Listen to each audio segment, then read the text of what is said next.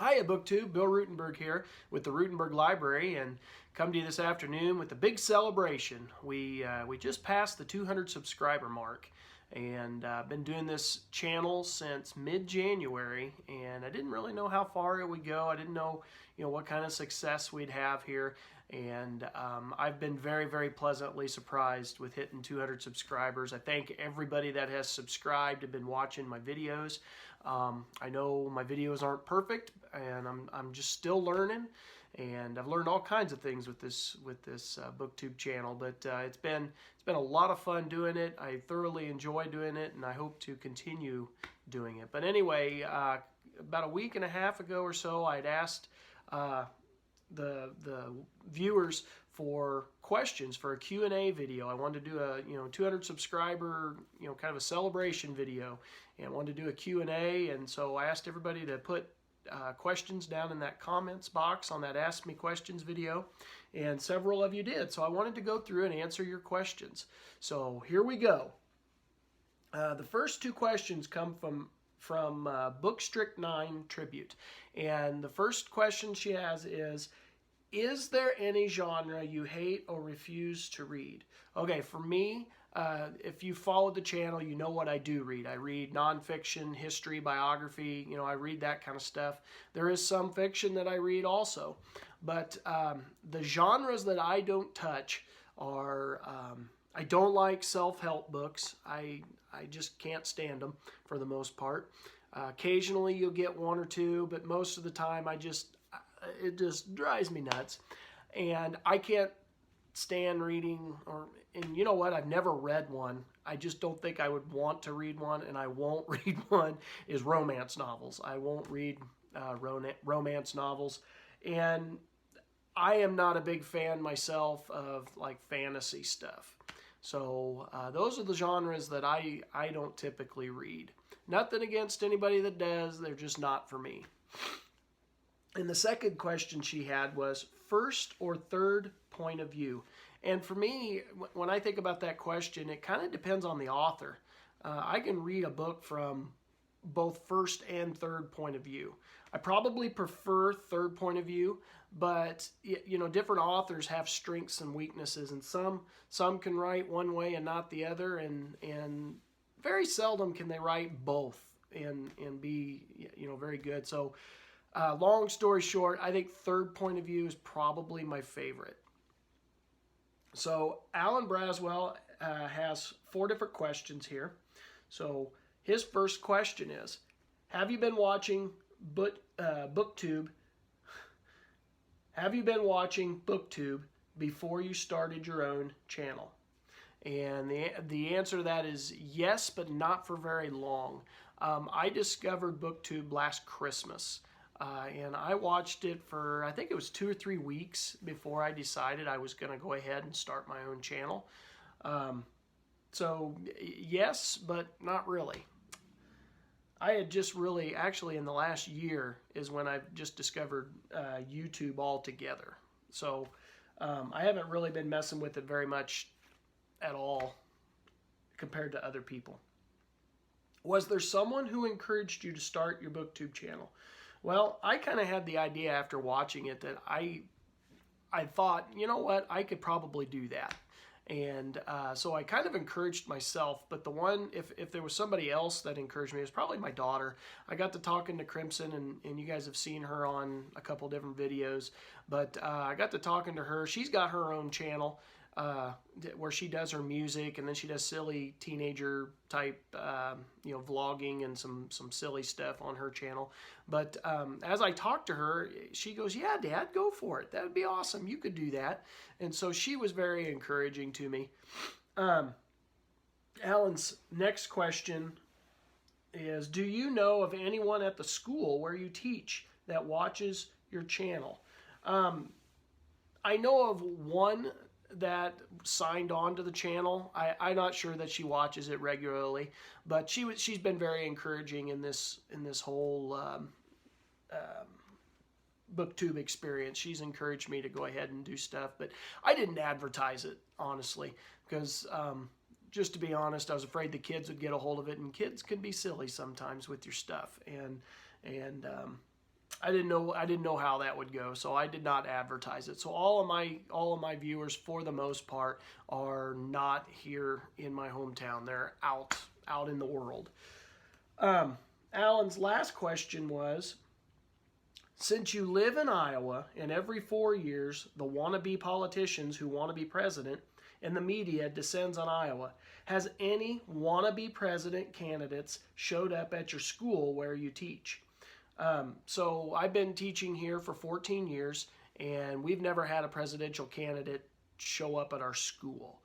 But that doesn't mean we haven't had them in town. Now you got to remember, we're a rural county. We don't have a lot of people that live in our county. So this is, not the when presidential wannabes have ideas of places where to stop. It's usually Des Moines, Council Bluffs, or over on the eastern side of the state where they've got more people. Where I live is not the first stop, but they do stop here. But it's usually stop for 15, 20-minute pictures, and then they leave for the most part. We've got a cafe here in town that in the past, the previous owners were very strong Republican. They donated to the party and everything. And so the Republican candidates always stopped there at the cafe. And then there was a place, I cannot remember for the life of me, where the Democrats regularly stop. But we do get candidates in town. Matter of fact, a few years back when Michelle Bachmann was running for president, one of the wannabe candidates, she had stopped here at the cafe, and I told my daughter, I was like, well, let's go up there. That's kind of cool, whether you vote for her or not. It's just kind of cool to meet candidates and, be able to shake hands with people who are on TV and that kind of stuff. So my daughter actually got her picture with Michelle Bachmann. She made C-SPAN on the internet, and then she also made C-SPAN on TV for it was real brief, but she had her picture taken with her. And I've seen other candidates that have been in town, but they don't stop at our school. They usually stop at, since we're the county seat, they do stop in our town, just not in our school. All right, so the next set of questions, the next 3 questions, come from Jan Angela. First question, what are a few books you would recommend as a sort of intro to American history starter pack? And, there are so many books out there, and to even recommend stuff can be kind of hard because it depends on what type of reader you are, if how advanced a reader you are.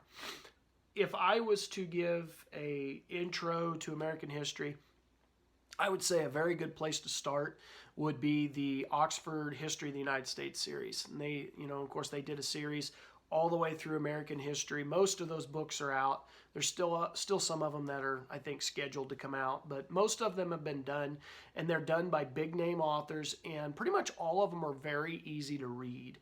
I have enjoyed all of them that I have read, and I've shared in other videos. I've read The Glorious Cause by Robert Middlecoff. I've read Battle Cry for Freedom by James McPherson. I've read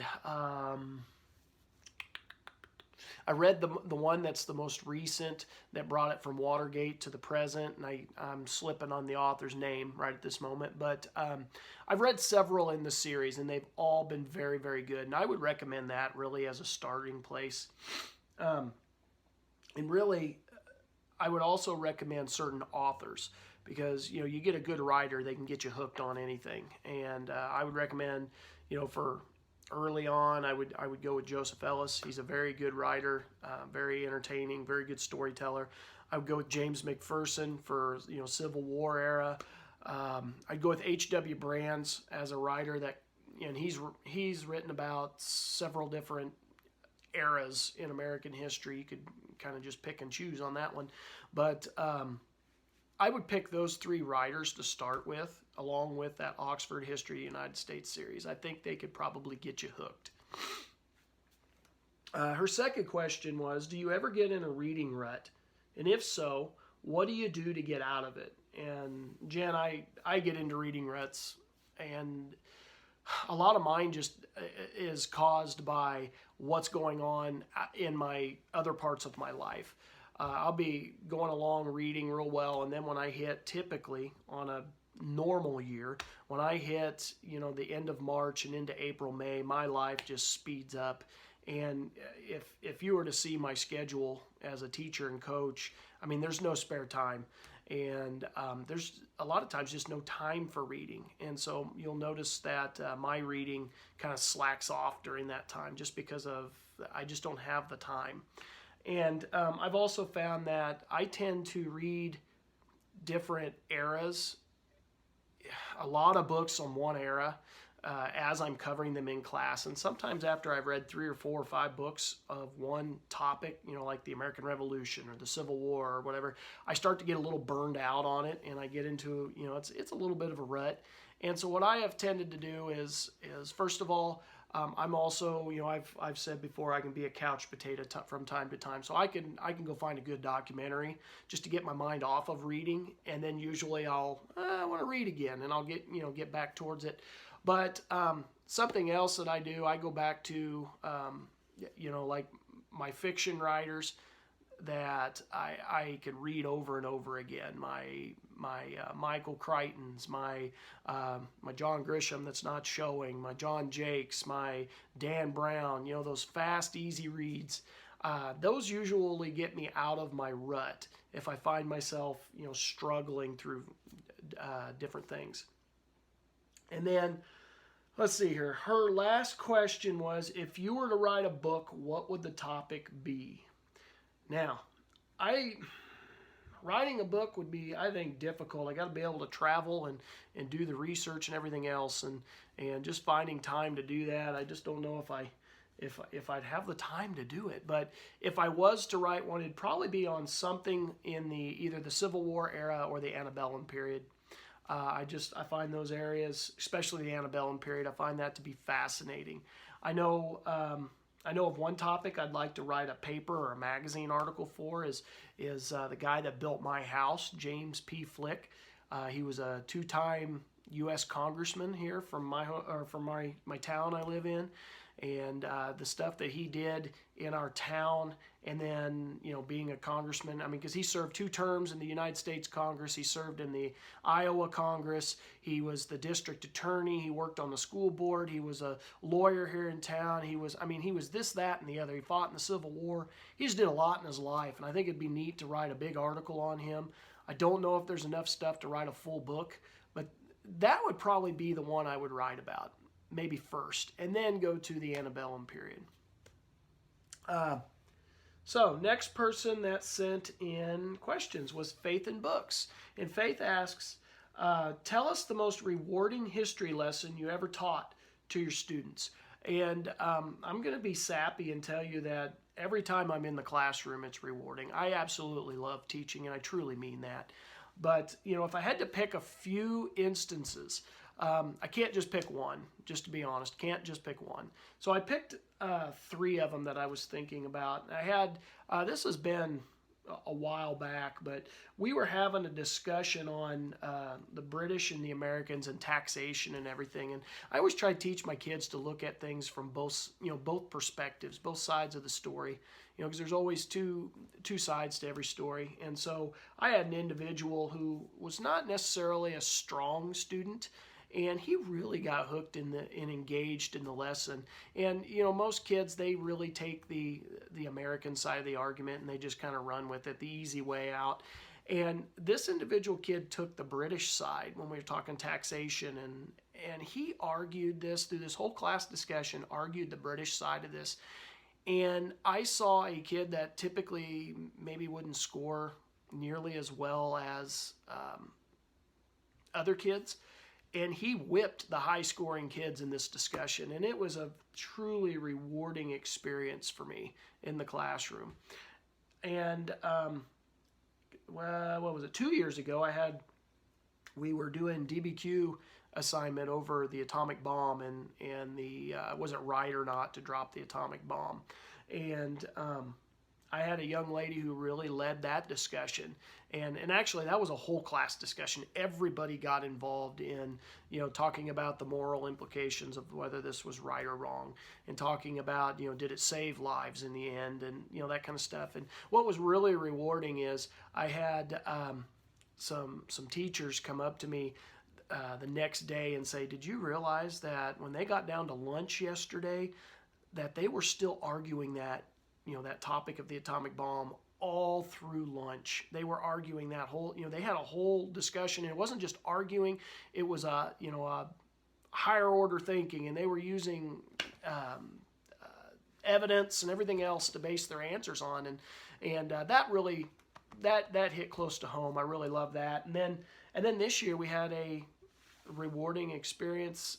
It was rewarding and sad at the same time, where we were teaching about slavery and talking about the Middle Passage and what that was like for Africans when they came across on the ships, and what happened to them when they came here, and how they were treated basically like livestock, put into sale pens, and the buyers would come up and treat them just like livestock. And we went through that, and we did some readings on that, and I actually had one young lady who was all out sobbing, and a couple others that were all teared up and sniffling and everything, and it really hit home. And so those were, moments like that are very rewarding for me because I know the lesson hit home.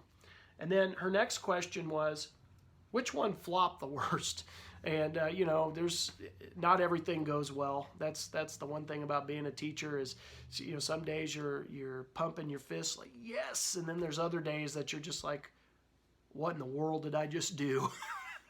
And we were talking about doing flipped classrooms, and a few years back I made an attempt to try to do a flipped classroom, and it totally flopped. And maybe it was I didn't do it right.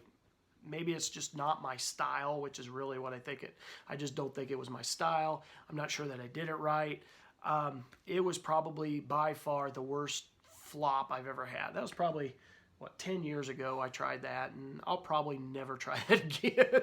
Not without a lot of research anyway. All right, next set of questions comes from Highbury. And the first, or actually just one question, excuse me. And the question is there a nonfiction, history or biography book that comes out this year that you are excited for, or one that came out in recent months that you have not read yet but plan to? Okay, so then H.W. Brands has one coming out in October called The Zealot and the Emancipator, John Brown, Abraham Lincoln, and the Struggle for American Freedom. So I'm real excited about that, and the title tells you what it's about. But I always loved Lincoln stuff, and of course you're going to get into some of the antebellum period, my favorite time to learn about. And so we got 4 questions from the History Shelf. Peg is asking question number 1. What is your favorite historical site that you have visited? Now, one of the things as I've gotten older that I've tried to do with my wife and my kids is every time we do a vacation, I try to hit some historical site. And I've had some success, some failure with that, because my wife sometimes she's not always up for it. We'll just say that. This is not a history vacation. This is a family vacation.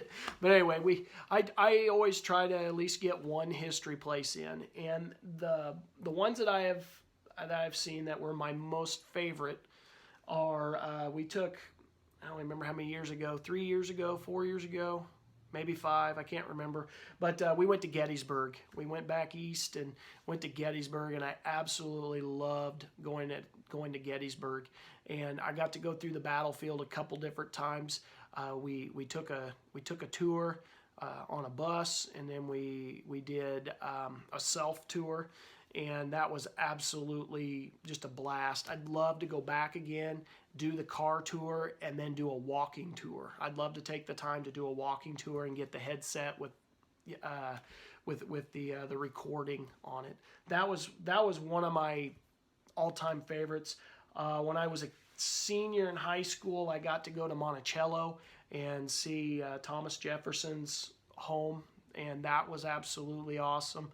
And when I was a sophomore, I think, my family took a trip to the Washington D.C. area, and we got to see the National Mall and do all the memorials. That was awesome. And then we went to Mount Vernon and saw George Washington's home and got to walk the grounds and everything. So those have all been very, very rewarding experiences. Big surprise, all all four of those places are right in my wheelhouse of what I read and that kind of stuff. But I've absolutely loved it, and I'd love to continue to look at historical places as time goes. Peg's second question is, how many places have you lived? Oh my goodness. Okay. And her next question is, are you originally from Iowa? So I'll actually do both of these.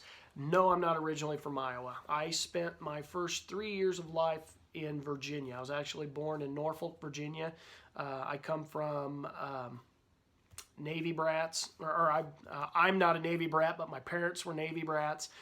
Their families were both in the Navy, and that's where we're from, is the Chesapeake Bay area. And then we moved. My grandma on my dad's side had remarried a man from Missouri, and so I moved to Missouri, and we lived in several different places in northwest Missouri. We lived in Cameron, Osborne, Turney, Lathrop, Kearney, St. Joe, Gower. And keep in mind, I was in foster homes when I was young, so I kind of bounced around to a lot of different homes. Some of those places, like Cameron, I lived in, I think, 3 different times, at 3 different points in my life. And, I lived in Maryville because I went to school there. Went to college there for a while. And lived in Weston, taught there for a couple years. Oh, am I forgetting anything? I lived in a lot of different places in northwest Missouri. And then, of course, I've lived here in Iowa, and I've lived here for 14 years now, going on 15 years. As a matter of fact, this is the longest I've ever lived in one place, and so that's been very rewarding. Her last question is, if you could go back in time, what is one historical event you wish you could witness? This is a very hard question, Peg.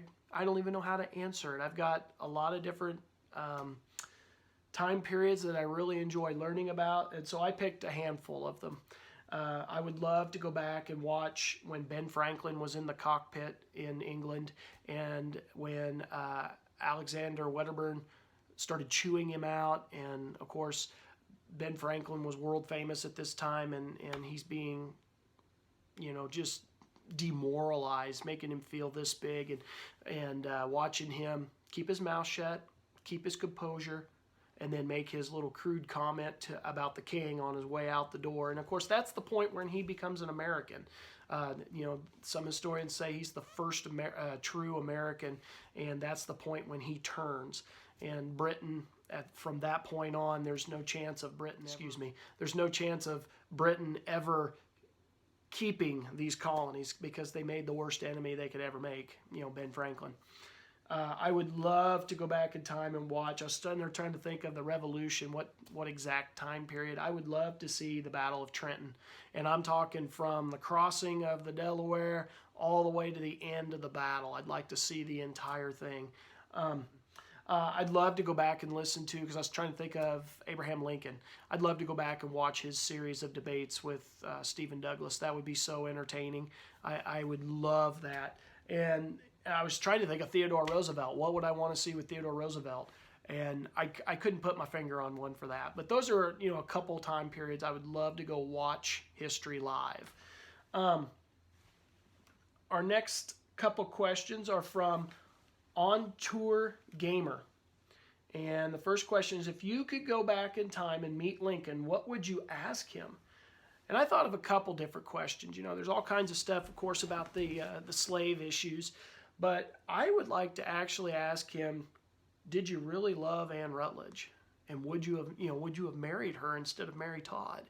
And I would like to get a true answer to that, because historians juggle that one. I'd love to have that conversation with him.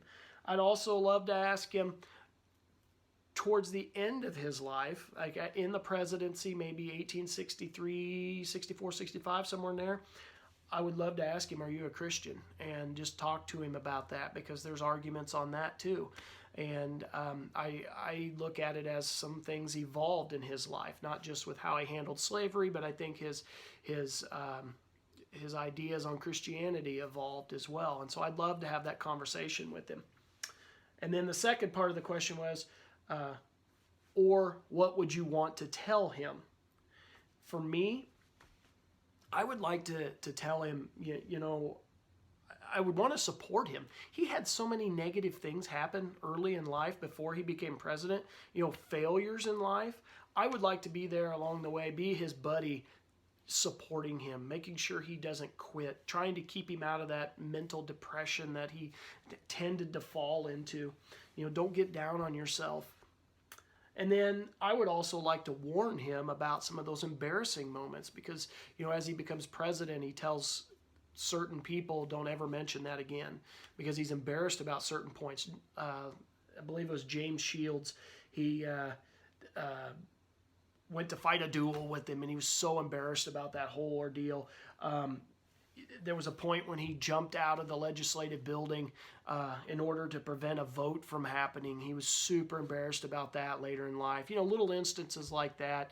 I would love to be able to, warn him about that so he didn't have those embarrassments. All right, so the next 3 questions come from Amanda Conaway. And the first one is, what do you use to film your videos? Okay, so for me, when I put together my videos, first of all, my wife bought me a tripod for early Father's Day gift, so I've got everything propped on a tripod. I used to use, I don't know if you guys have seen like at the library, the metal prongs, and you put books in them to showcase books. I used to have one of those that was set up on a plant stand, and then I'd put my phone in that, and that's why you'd get some awkward angles in some of my videos. And my wife bought me this tripod, so I used that to hold my phone, my iPhone, that my wife got me a year and a half ago. Keep in mind I'm backwards with technology, so haven't had it for very long. But I shoot all my videos on this, and then what I do is I airdrop them to our school has 1-to-1 laptops, and so I drop them, or I airdrop them to my my MacBook, and then I go into iMovie and I create the movie and then download it into a file and upload it to the internet. So that's how I do my videos. Her second question was, do you have any advice for someone interested in starting their own channel? I think my biggest piece of advice for anybody wanting to start their own channel is be yourself. You're going to watch other people's videos. You're going to get an idea of how they do their videos, and you're going to want to copy people. And I'm the same way. I wanted to copy people because I was so worried about doing things the wrong way. But the biggest thing is you be you, and figure out a way that showcases you, not what everybody else does. Don't come up with their gimmicks. You make your own gimmicks. And so I've got to where I use the bookshelf as my background. I like that. You get little sayings when you introduce your video or when you end your video. You do what's comfortable for you. Don't copy off somebody, or try not to copy off of people. And you'll get a feel for what videos work better than other videos. Some videos people like watching more than others. And, just get a feel for that. And you be you. I can't say that enough. Be yourself. I feel people will respect you if you are yourself. Don't try to be something you're not. And have confidence in yourself. And that's probably the hardest. That's been the biggest change since my first video to now, is the confidence thing.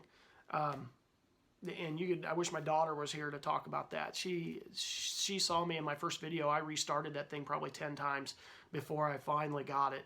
And now sometimes I'll restart one, but it's never more than twice. And so that's my take on that. Her third question was, do you watch any channels that also discuss fiction, or do you stick to just nonfiction? And yeah, I do. I watch all kinds of channels. I might not read those type of books, but I like to listen to them. I like listening to people who are passionate about what they talk about. And so, I watch some of like Steve Donahue, I watch his. I don't read most of what he talks about, but I enjoy listening to him talk about it because he's got a passion there, and you can really feel that passion. I watch, I just kind of wrote down a few of the names. Murphy Napier, she does a lot of stuff. She talks about fantasy books most of the time, and I do not read fantasy, but I enjoy listening to her talk about it. Because she's passionate about that. I like Bear reads books. He reads a lot of fiction books that I don't read, but he's fun to listen to. Book Zealots, I listen to to them. They're entertaining, and they read, and I read some of the stuff they read, but they read fiction stuff that I don't. Elliot Brooks is another big name that I watch every once in a while. And then there's a whole bunch of them that do kind of combinations between fiction and nonfiction. I watch a lot of those. So I watch a little bit of everything for the most part. So the Rambling Recounter, excuse me for not saying that right.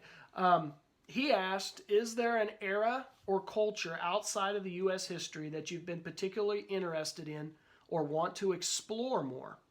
For me, I think European monarchies. That is really what I want to kind of center in on and explore. I found that to be pretty fascinating with my world history class that I teach. And so I've started trying to build up my library with things on different monarchs. And that's where I'm headed, I think, anyway. And I've really liked reading a little bit about the Middle Ages. I started a unit on that in that world history class, and I've enjoyed that as well. Ed Raby asks, what are your favorite books on the Vietnam War period? And Ed, I am sorry. I have to be honest here.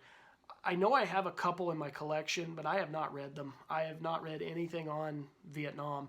And it's not that I don't think it's important. It is important, and I think those men and women that fought in Vietnam should be remembered.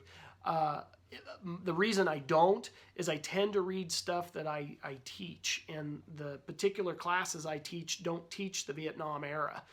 We have a high school teacher who covers the Vietnam era in his class, and so for me, if you listen to the channel a lot, most of my stuff's the Revolution and Civil War because that's what I teach. And yeah, so I don't really have a good answer for that. I thought that Richard Nixon's, the biography that Stephen Ambrose did on Richard Nixon, Volume 2, it covers the Vietnam War in that. And I mean, it's not the war itself, but it's the political stuff going on. And I thought that was very interesting. And so Vietnam is really a period I need to explore more. And again, not because I don't think it's important, because it is very important. It's just that my particular classes that I teach don't cover the era. Another teacher covers that.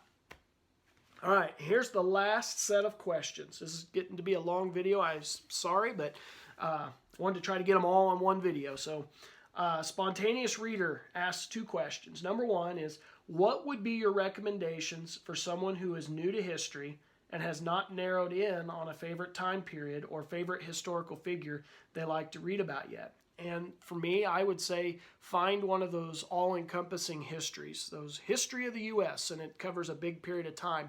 And when you find a part in that book that, for whatever reason, sparks your interest, go, when you're finished with the book, kind of bookmark that, whatever that event is or that person. And when you're finished with the book, go to the back where you've got your sources and your bibliography page, and look for titles that deal with whatever that particular topic was or that person was. Look for books, because your current day authors or past authors, they work on the work of others, and so they're going to tell you what the best sources are, what are the best books to go read. That's what I did. That's how I've built a lot of my collection, how I know what books to look for, is I've studied that bibliography page. I've got a lot of, I'm kind of nerdy, and I actually write out people's bibliographies after I read the book a lot of times. And I've got lists upon lists, and my wife thinks I'm a freak, but as I compare those lists, I get a really good idea for who people trust and who they don't. And so that would be my answer to that. And the last question from the Spontaneous Reader is, do you read or have books you would like to read that are by older historians who may not fit current popular trends in history or may no longer be alive and still writing? And actually, yes, if you look at my collection, that's almost my entire collection. I collect the old stuff. I collect used books. I don't buy a lot of new books. Most of my stuff's the old stuff. And so when you look at the titles that are on my shelves, that is a lot of times past historians. And so The answer is yes. And again, it goes back to studying that bibliography page. I study, who are they studying? Who are they reading? And so that's my answer to that. So again, this has been a little bit of a long video. I apologize for that, but Booktube, this has been a very, very rewarding experience. I've enjoyed doing this Q&A. I've enjoyed seeing the channel grow, watching your channels grow, watching people develop their channels. I think that's been a lot of fun. I hope to continue this. And I thank you so much for supporting me in this channel and just all your kind comments that you leave and questions and answers and I love the community. That's the best part of this. So Booktube, this has been fun. Thank you for watching. Have a great day.